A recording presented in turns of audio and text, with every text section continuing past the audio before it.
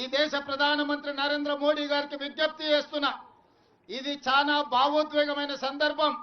ఇలాంటి సందర్భంలో మనందరం ఏకమై భారతదేశ సార్వభౌమ అధికారాన్ని కాపాడాల్సిన బాధ్యత మన అందరి మీద ఉన్నది.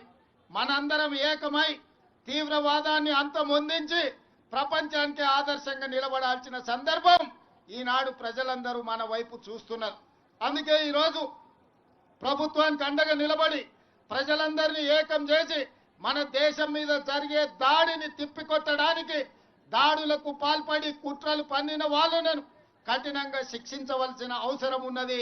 మీరందరూ ఇక్కడికి వచ్చి సంఘీభావం తెలిపి చనిపోయిన కుటుంబాలకు ప్రగాఢ సానుభూతి తెలపడమే కాదు, ఆ కుటుంబాలకు అందరికీ మనము అండగా నిలబడాలి, ఆ కుటుంబాలను ఆదుకోవాలి. తెలంగాణ రాష్ట్ర ప్రభుత్వం తరఫున చనిపోయిన కుటుంబాలకు ప్రగాఢ సానుభూతి తెలియజేస్తూ ఆ కుటుంబాలకు అండగా నిలబడతాము. మన అందరం కూడా ఆ కుటుంబాలకు ఒక మనోధైర్యాన్ని ఇవ్వాలి.